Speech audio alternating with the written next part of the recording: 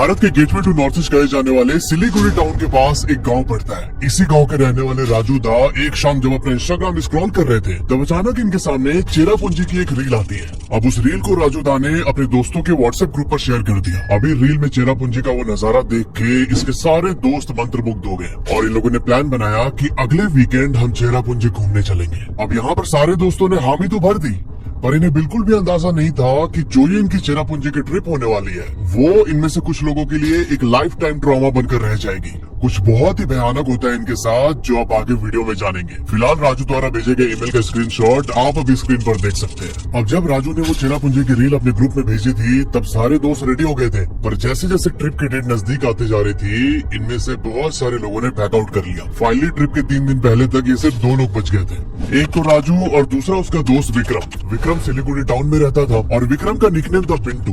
तो राजू और मिंटू ये दोनों तैयार हो जाते हैं कि यार चलो कोई नहीं जा रहा है तो कोई बात नहीं, हम दोनों ही घूम के आते हैं। और भाई ये सारा कांड जो आप आगे सुनने वाले हैं ना इन्हीं दोनों के साथ होता है। अब देखो इनका प्लान ये था कि ये लोग सबसे पहले पहुंचेंगे गुवाहाटी से ये लोग शिलोंग जाएंगे और शिलोंग से फिर स्कूटी लेके चेरापूंजी पहुंचेंगे। शिलोंग और चेरापूंजी दोनों मेघालय स्टेट में पड़ते हैं और शिलोंग मेघालय की राजधानी है। तो ये उनका प्लान था, ठीक है। पर अब समझना यहाँ पे क्या होता है। इन लोगों ने शाम के 6 बजे न्यू जलपाईगुड़ी से ट्रेन बोर्ड की। ट्रेन ने इनको सुबह 4 बजे गुवाहाटी उतार दिया। जब सुबह 4 बजे लोग गुवाहाटी स्टेशन पहुंचे तब इनको कुछ समझ में नहीं आ रहा था, क्योंकि इन्होंने बहुत ज्यादा प्लानिंग नहीं की थी।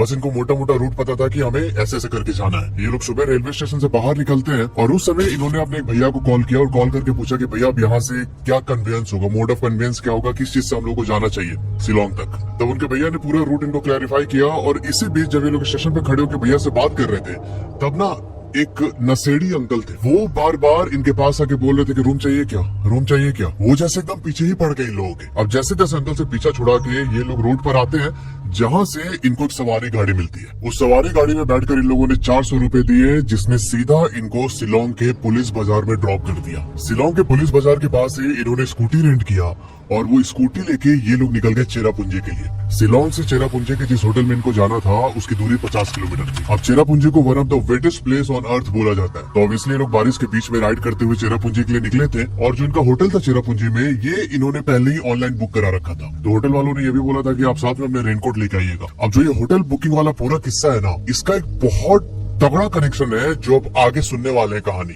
जिसकी वजह से इनके साथ वो पूरी पैरानॉर्मल घटना घटी थी। तो ये लोग फाइनली शिलोंग से चेरापूंजी के रास्ते को एंजॉय करते हुए अपने होटल पहुंचते हैं। अब सुनना क्या होता है। इन लोगों ने होटल वाले से पूछा कि अभी जो हमारे पास टाइम बचा आज पूरे दिन का, इसमें हम लोग क्या क्या घूम सकते हैं। तब होटल वाले ने इनको बताया कि यहाँ पर पास में एक नो कालिकाई वाटरफॉल है, वो जरूर देख के आना। अब उस होटल में थोड़ा रेस्ट करने के बाद ये लोग अपनी स्कूटी पे बैठ के निकल जाते हैं नो कालिकाई वाटरफॉल की तरफ। अब जो वो नो कालिकाई वाटरफॉल तक पहुँचने का रास्ता था उस रास्ते पर बहुत ज्यादा कोहरा हो रखा है। उस डेंस फॉग में राजू धीरे धीरे अपनी स्कूटी चला रहा था और जो इसका दोस्त था बिंटू ये पीछे बैठा हुआ है। फाइनली ये लोग उस स्पॉट पर पहुंचते हैं जहां रोड के साइड से वो वाटरफॉल गिरता है नीचे। इन लोगों ने रोड की दूसरी साइड पर अपनी स्कूटी पार्क की और थोड़ा सा आगे चलकर उस वाटरफॉल के पास पहुंच गए। वहां पर उन्होंने पूरा आसपास का नजारा देखा, फोटोज वगैरह क्लिक कराई और अब ये लोग वापस मुड़ के अपने स्कूटी तक जाना चाहते थे। इन लोगों ने उस फॉल से पीछे मुड़कर अपनी स्कूटी की तरफ 2-4 कदम ही आगे बढ़ाया था कि इनको अपनी स्कूटी के पास पीछे वाली साइड पर एक औरत दिखाई देती है।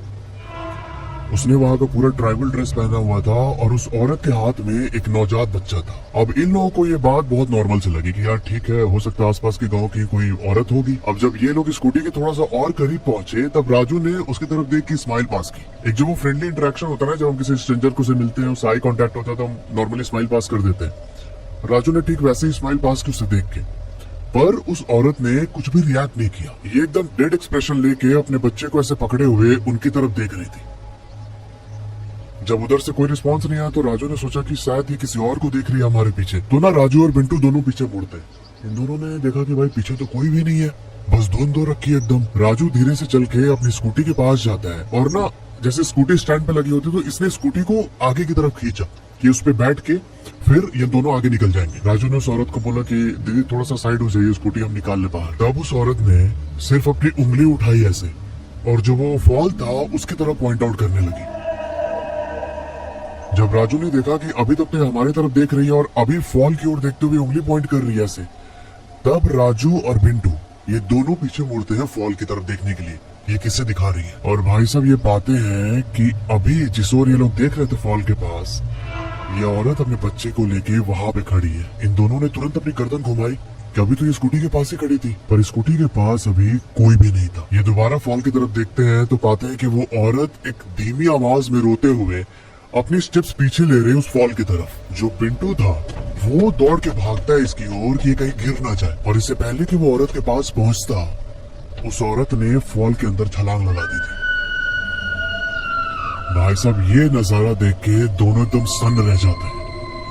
ये दौड़ के आते हैं अपनी स्कूटी के पास। राजू ने स्कूटी स्टार्ट की और ये दोनों उस जगह को क्रॉस करके आगे बढ़ते हैं। थोड़ी दूर जाने के बाद इनको एक खाने पीने की दुकान दिखाई देती है। ये लोग अपनी स्कूटी उधर पार्क कर देते हैं। जो पिंटू था वो बेंच पे बैठ के बहुत हाँफ रहा जोर जोर से, और थोड़ी देर के बाद ये उल्टी करने लगा। राजू भी उसे देख के बहुत घबरा गया था। तब उस दुकान वाले भैया ने पूछा कि क्या हुआ, इसकी तबीयत ठीक नहीं है क्या? कि भैया अभी हमारे साथ ऐसा ऐसा हुआ उस फॉल के पास। सब जो दुकान वाला था वो अपना काम करते करते बोलता है कि आप लोगों ने लिकाई को देख लिया क्या? पर अब ज्यादा परेशान मत होइए, वो ऐसे हार्म नहीं करेगी आपको। तो ये लाइन सुन के राजू थोड़ा सा रिलैक्स हुआ और इसने पूछा कि क्या है ये लिकाई कौन है? तब उस आदमी ने एक बहुत ही डार्क पास्ट बताई उस वाले एरिया की। सुनना ध्यान से। वो दुकान वाला बताता है कि चेरापूंजी के पास ही एक खासी ट्राइब की बस्ती है। वहाँ पर एक औरत रहती थी जिसका नाम था लिकाई। उसी ट्राइब के एक लड़के के साथ लिकाई की शादी होती है और 2 साल के बाद लिकाई को एक बच्चा हुआ। उस बच्चे के जन्म होने के 3-4 महीने के बाद ही जो उसका पति था उसकी एक्सीडेंट में डेथ हो जाती है। धीरे धीरे समय बीता और जो उसके समाज के लोग थे, ट्राइब के लोग थे, उन्होंने बोला कि देखो ये जो बच्चा है तुम्हारा, इसको एक पिता की जरूरत है, तो बेटर होगा कि तुम दूसरी शादी कर लो। पहले तो लिकाई ने मना किया, पर कुछ टाइम के बाद जब समाज का दबाव बढ़ने लगा बहुत, तब इसने दूसरी शादी की। जो लिकाई का दूसरा पति था वो जो ये बच्चा था लिकाई का, उसे ना पसंद नहीं करता था बिल्कुल भी। वो हमेशा से टॉन्ट मारते रहता लिकाई को कि तुम्हारे पास तो मेरे लिए टाइम ही नहीं है, तुम अपने बच्चे को ज्यादा ध्यान देती हो, ज्यादा प्यार करती हो, तो ये सब बोलते रहता था। पर लिकाई चुपचाप सुनती उसकी बात को और ये काम करने जाती थी, अपना काम वाम करके शाम को वापस आती थी। ये जो बंदा था ये घर पे ही रहता था। अब जो ये लिखाई औरत थी यही सारे घर का खर्चा चला रही थी, और जब ये काम करने जाती थी तब अपने बच्चे को इसी दूसरे वाले हस्बैंड के पास छोड़ के जाया करती थी घर पर। हर बार की तरह एक दिन जब लिखाई काम करने गई और काम करके जब शाम को वापस आई, तब इसके हस्बैंड ने एज यूजुअल पूरा जो खाना वाना होता है वो बना के रखा हुआ था। लिखाई हाथ पैर धो के खाना खाने बैठ जाती है। उसके हस्बैंड ने बोला कि मैंने आज तुम्हारे लिए मीट बनाया है। तब लिखाई ने वो जो तसला था मीट का, उससे अपना खाना निकाला, खाते गई। 1-2 बाइट लेने के बाद ही लिखाई की नजर ना उस मीट पे पड़ती है। ये पाती है कि भाई उसमें एक छोटे बच्चे की उंगली है। जैसे वो उंगली देखा लिखाई ने एकदम सन रह गई। जो उसने कौर उठा रखा था खाने के लिए वो उसके हाथ से छूटता है और ये सीधा जाती है कमरे में अपने बच्चे को देखने। ये जब पहुंचे कमरे में तो इसने पाया कि इसका बच्चा नहीं है उधर। फिर ये भाग के आया और जो पूरा तसला था मीट का उसे जमीन पे गिरा दिया। जमीन पे गिराया तो पता चला कि भाई ये उसके बच्चे का ही मांस बना रखा था इसके दूसरे पति ने। इतना ज्यादा दर्द हुआ लिखाई को कि वो ना फिर इस चीज को बर्दाश्त नहीं कर पाई। बिना कुछ एक्सप्रेशन दिए ये सीधा अपने घर से निकलती है और भागते हुए पहुंची इस वाटरफॉल के पास। अपने बच्चे के जाने का दर्द वो सह नहीं पाई और इसने वाटरफॉल से छलांग लगा दी, और छलांग लगा के इसने सुसाइड कर ली। अब जब ये घटना पूरे ट्राइब में फैली, उसके बाद से ही इस वाटरफॉल का नाम नोह का लिकाई पड़ गया। अगर इस नाम को ब्रेक करोगे तो लिकाई तो उस औरत का नाम था और नोह का मतलब होता है जंप करना। तो जहाँ से लिकाई ने जंप किया उसका नाम पड़ गया नोह का लिकाई। अब ये कहानी सुनाने के बाद जो दुकान वाला था उसने इनको कन्विंस कर दिया कि तुम टेंशन मत लो बिल्कुल भी, वो ना हार्म नहीं करेगी। अभी जो मेरा भाई है ये उसी तरफ जा रहा है, चेरापूंजी जिस तरफ से तुम लोग आए हो, तो इसके साथ साथ चले जाओ। तो इन दोनों ने वहां पर उसके बाद चाउमीन खाया और चाउमीन खाने के बाद जो दुकान वाले का भाई था इसके साथ उसके पीछे पीछे चले गए। वापस ये लोग अपने होटल आते हैं और होटल आके चुपचाप बेड पे लेट गए। पर भाई साहब इनको क्या ही पता था कि जो अभी इन्होंने एक्सपीरियंस किया है और जो आगे इनके साथ अभी होने वाला था, कोई कंपैरिजन ही नहीं है दोनों के बीच।